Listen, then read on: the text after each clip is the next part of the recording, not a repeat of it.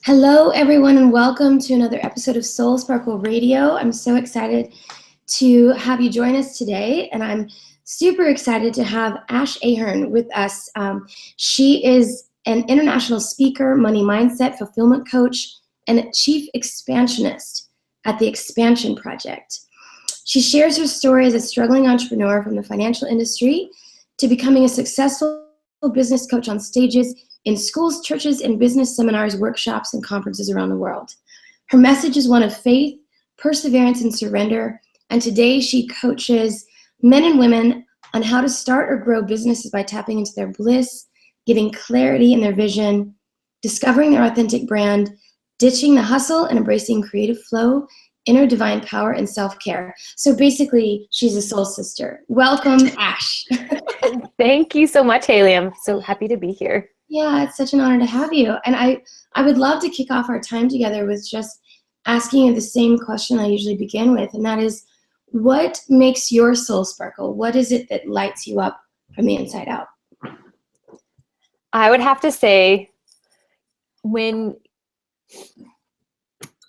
and the first time I ever meet with someone, and you know how sometimes you can tell when somebody needs just a boost, they need some edification, they need some love. Mm-hmm. And I love meeting those people and being the person who shows that they already have everything they already need inside them. Yes. Because somebody did that for me once, and I remember what it felt like. And ever since I've been involved in doing that for other people, it's been completely amazing. I am so sorry. Okay. It's okay. I'm supposed to stay downstairs. No problem. Hi, girls. Hi, everyone. So basically, part of your greatest joy is to kind of give pep talks and give people the opportunity to see kind of what their gifts and bliss is. Yeah, I think it's so important because in today's society, we just see so many people I don't want to sell their souls because that sounds very dramatic. Mm-hmm. But I find a lot of the time that they do things for other people. They live for others instead of for themselves.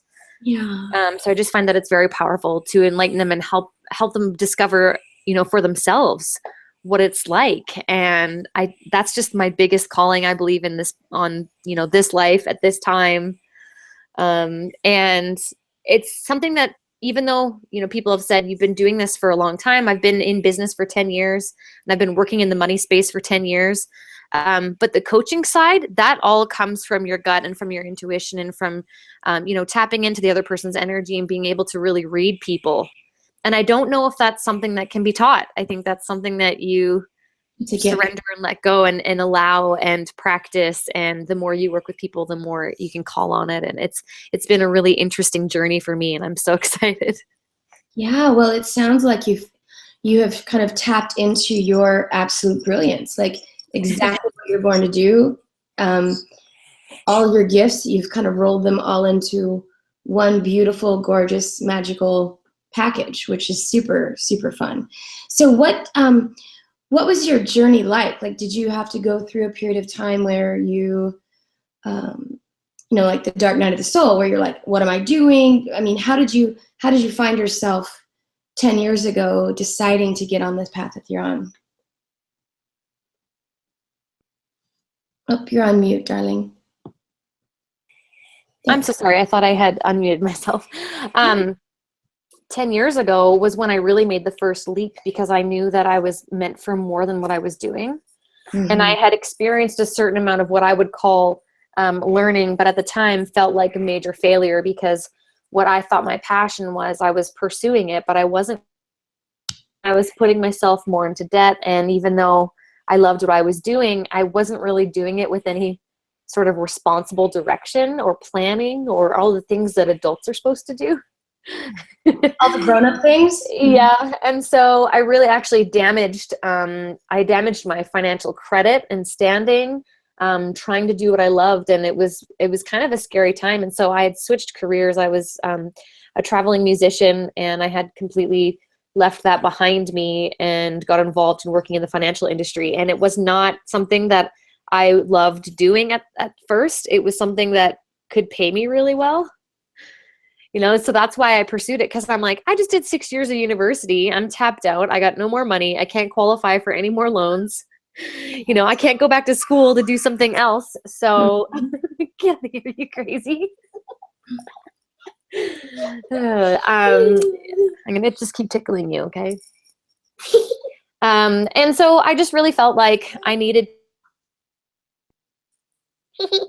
sorry. You're okay now.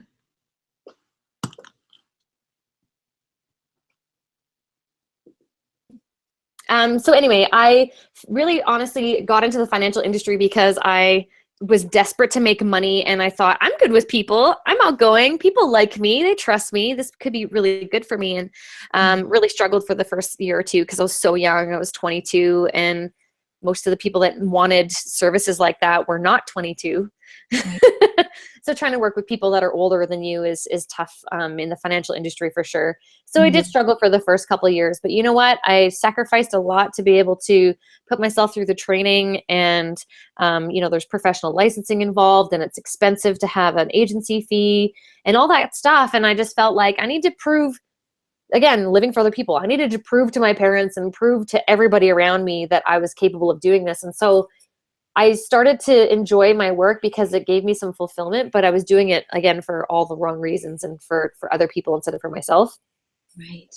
So then about two years ago, I just decided that I needed a change because I was hustling hard and missing time from my kids, and my marriage was sucking hardcore. It was really bad. And my husband wasn't hating me or anything, but we weren't getting along at all. And it was really tough. He's not an entrepreneur, so that's got its challenges.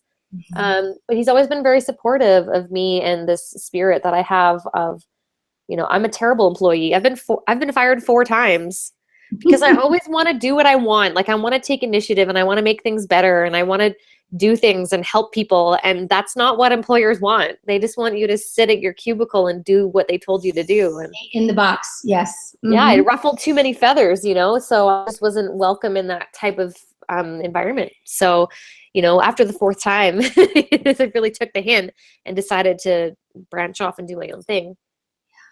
But it's tough because you're 8 years into a career that you invested a lot of time and money into, and to see how my life was falling apart around me, even though I was making good money, I just realized that wasn't it.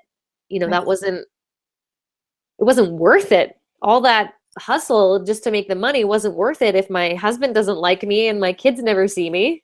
Yep. Yeah. Not So. a very well-balanced experience, that's for sure, is it? No, not at all. So I'm like, I need to change. I need to do something different. And, we had probably 2 or 3, like what felt like to me rock bottom moments before I finally just made a decision. And it was like, God was just trying to tell me over and over again, this isn't for you. This isn't for you. Yeah. And I just kept pushing hard back, for a while and not letting go. But when I finally did, when I finally surrendered and allowed, more of that energy to come through me to tell me, if I had listened earlier, I would have been led to this path a lot sooner. But, stubborn me.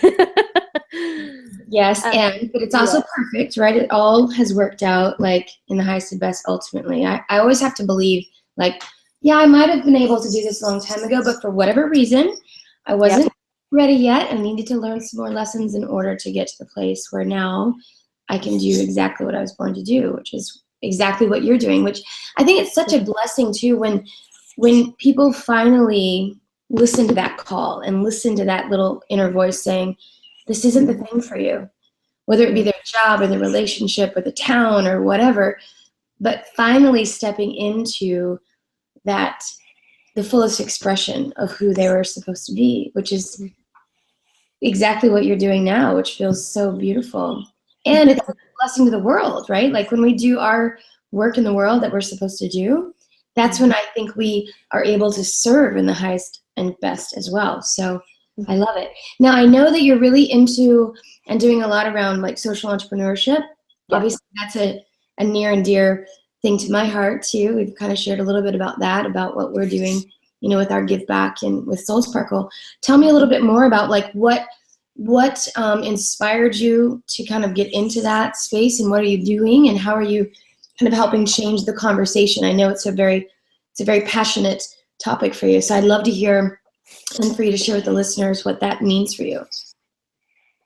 Sure. I mean, I think a lot of why I am so fueled to make a difference is because I was at one point a benefactor of, charity and things like that when I was growing up. My mom was a single mom. She was trying to put herself through school.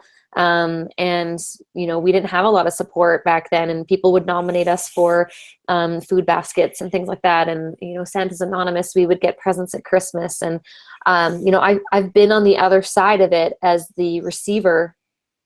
And it really did have a huge impact on my childhood, because when you're small, you don't really understand, you just, to be able to wake up to a box full of presents on your doorstep, let's say at Christmas, and your mom tells you it's Santa, that's amazing, right? Like you're just in that space where you believe that, and it's so cool. But when you start to get a little bit older, you realize that somebody, there was people on the other end of that who gave and volunteered their time and made that happen for not just my family, but hundreds of and thousands of families in my community. And so as I've grown up, my mom eventually remarried, and things changed for her when she was able to go back to school and stuff.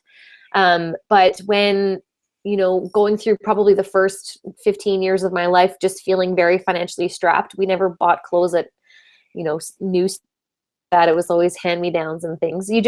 You have a greater appreciation, I think, sometimes for the things that you do have, as opposed to somebody who's maybe born into more wealth. Mm-hmm. And that's a sort of a blanket statement, which isn't necessarily fair to say, because I know that a lot of people that are born into wealth, that it has really inspired me in where my business is standing at now. The more I make, the more I want to give. I feel like that's part of my responsibility, being born into a first world country, where even though times were tough with my mom, we never went without. I never missed a meal. I always had a roof over my head. And that is very different to other parts of the world. So we talk about things being tough over here in, America or Canada or whatever for different communities. But I think that's so relative in terms of what we have access to. Mm-hmm. But when you go to other parts of the world, there's literally no access sometimes for things like that. I'm connected to people in Nigeria that just went without power for almost 2 weeks. And I just don't know what that would feel like. I live a privileged life, and so therefore it's my responsibility now to be able to turn around and help those that don't even have access to the things that I have access to. I firmly believe that just by our birthright, we have that responsibility. Absolutely. I love people too much, and I love humankind too much. I can't sit idly by and watch other people suffer while I'm rolling in dough. Yep. It doesn't feel right with my soul. Right. Well, and I also feel like, we've heard that growing up, like to those that have been given much is expected. Like we do have that responsibility. I completely agree. And I feel like part of what I want to do in this lifetime is to really help inspire as many people as possible, create some way to give back in their business, whatever they feel called to do. Right. Yeah. And I also feel like, as women leaders and women entrepreneurs, I want to make more money so I can give more, just like you. It's like, I don't want to buy more shoes. I don't give a shit about stuff. Like I've got all the stuff that I need. Really what I feel like the next iteration, the next generation, the next paradigm in women's leadership is really around how can we create more abundance in our own lives so that way we can do more good work in the world, right? So it's exciting to know that I'm not alone in that mission. And I do feel like that the more of us that come together in collaboration and in partnerships, whatever that looks like, the more we can do together, so it's lovely. I agree. And, it is a struggle sometimes when we deal with people that are not from our generation. Yeah. Even talking to somebody who, a member of mine who just doesn't really get what I'm about and get sort of what I'm trying to accomplish, and thinks that it's very self-centered, or that doing things like self-care is selfish. And you try to explain things about you can't pour from an empty cup. It's the same thing. Yeah. And so it's not an easy path to, it's not easy to forge a whole new direction for like an entire community, an entire industry, let's say. But like what you just said, if the more people that are believing in that, and the more of us we can link arms, rather than one person making a narrow path with a, with what do they call, with a machete down a path full of weeds. We can, if we're standing arm to arm in a wide pathway, we can make the pathway a lot larger and more people can follow. And I see that visually every single time I meet somebody like you, and it's like, yes, we're making the path a little bit wider today. Yeah. It's so fun. It is so fun, and it's also fun to do things with other people, right? Mm-hmm. And know that we're not alone, because I've got some big visions and big dreams, and I'm realizing that I don't have to do it by myself, and that also feels so lovely to have other women come alongside and say, hey, I love what you're doing. How can I help you, right? It's cool. We just launched this new program. I'm calling it Sparklers in Service just because, it's fun. But where women are giving a percentage of their income because they want to include a give back in their work, but they don't know who to work with, and they don't want it to all go to administrative fees. And I'm like, no, we know the women, and we give it directly to them, and we're building homes for them. And so it feels very, very personal, which also is really lovely to have ladies from all over the world step up and say, I want to be part of it. So it just is like the most heartwarming thing. It's really lovely. So I love that you're teaching that, preaching it. I love that that's what you're about. And I also know that you've got some other things kind of going on in terms of a big event and this expansion project. Do you want to share with the listeners a little bit more about what that looks like and what might be possible? Sure. I mean, it started with back in February. I really decided that some of my coaching clients had said it would be so nice if we did a retreat this year. And we were kind of looking at other people's retreats because we were just going to go as a group of 5 or 6 or something.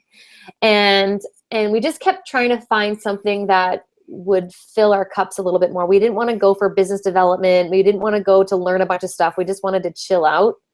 And be pampered and stuff, and be able to just spend time with really cool people. And it was tough to find, to be honest, rather than just straight up going for a vacation.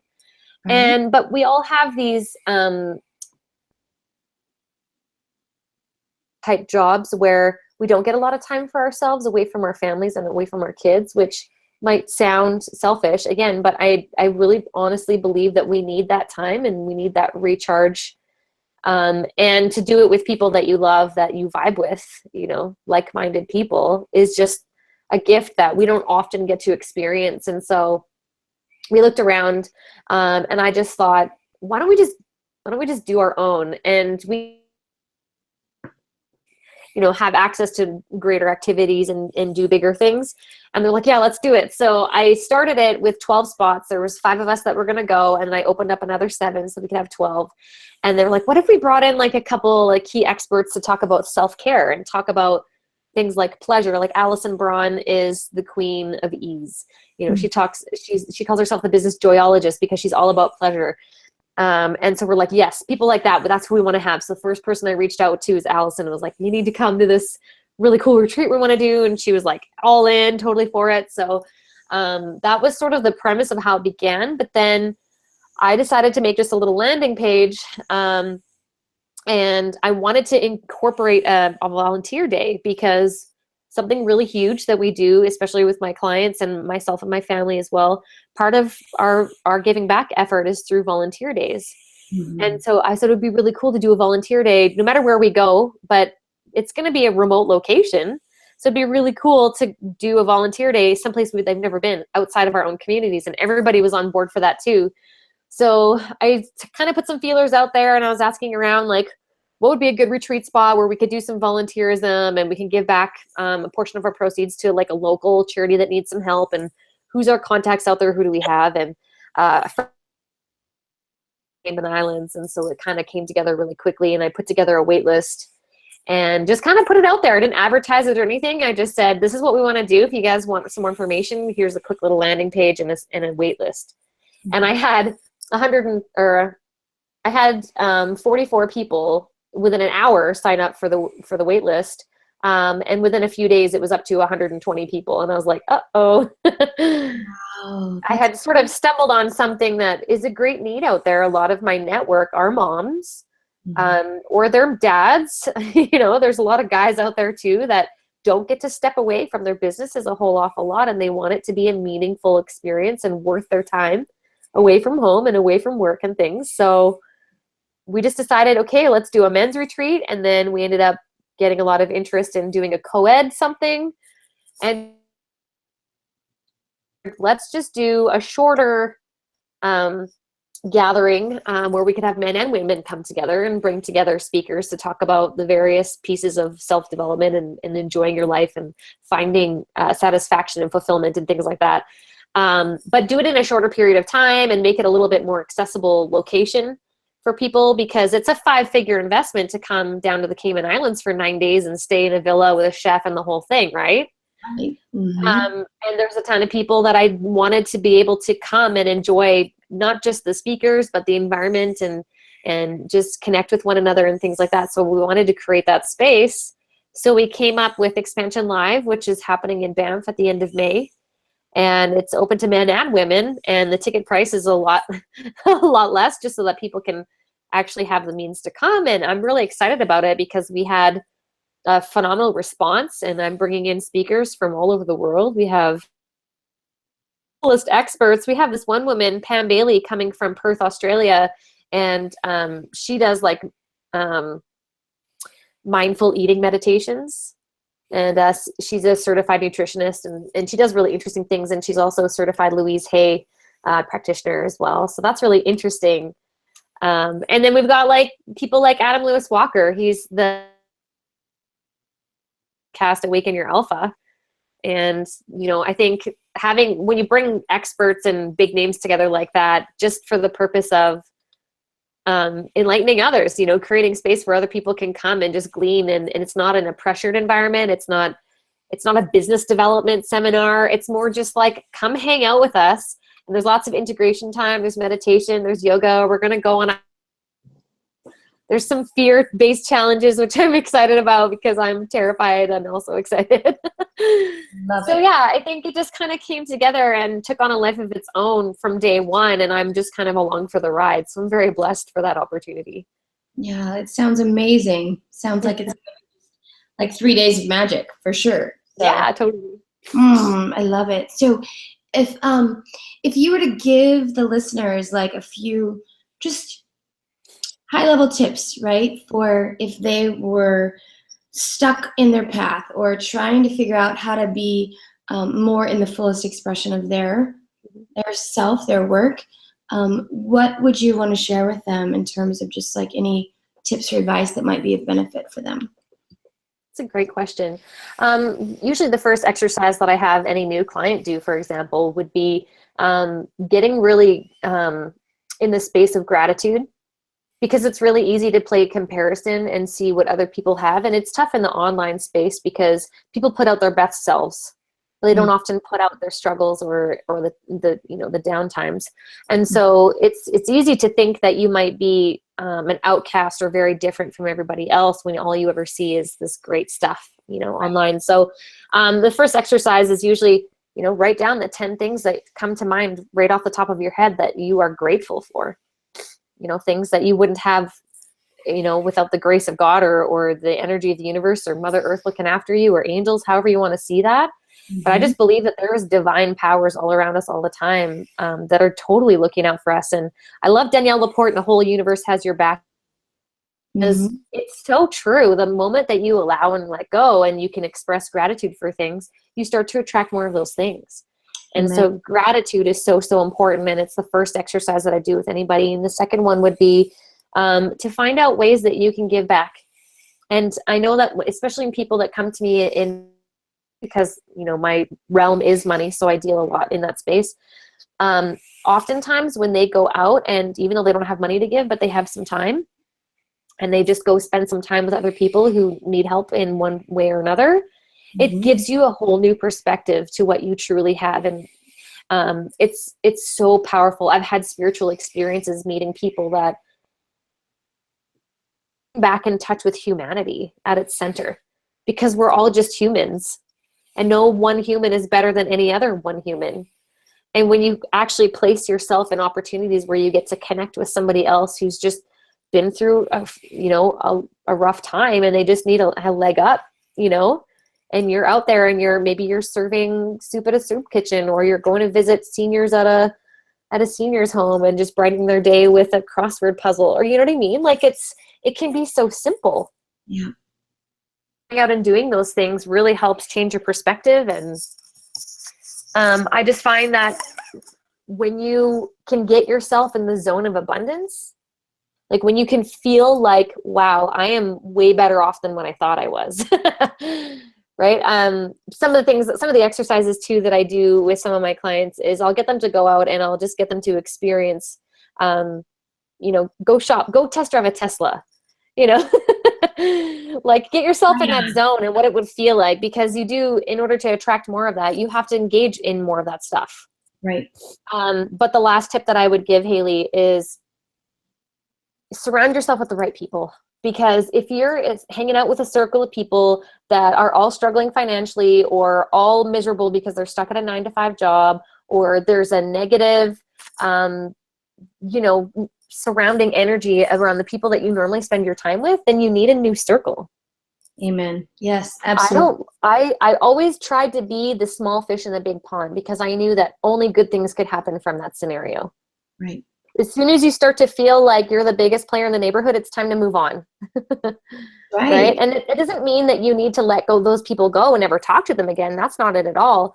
But you want to spend the majority of your time with people who are going to influence you in a great and positive way. And that might mean just finding some new friends, right? So I love it. Thank you so much. Thank you. I love that you begin with gratitude, because for me, gratitude is the key to unlocking all the magic, right? Yeah. Totally. Being thankful in advance and all of those things I think are so powerful. So thank you for sharing that. And I appreciate all of the insight and the wisdom and the inspiration. And hopefully our listeners today will be inspired to take some action in one of those realms, if not all, which would be really lovely. So thank you so much again for being here today. I appreciate it. I feel like and hope that this is just the first of many conversations for us as we begin. Me too. This magical path of service too. I love it. So thank you. And stay tuned for the next episode of Soul Sparkle Radio. I'll have all of the notes and details for where you can find more information about Ash in the notes. Thank you again. Thank you.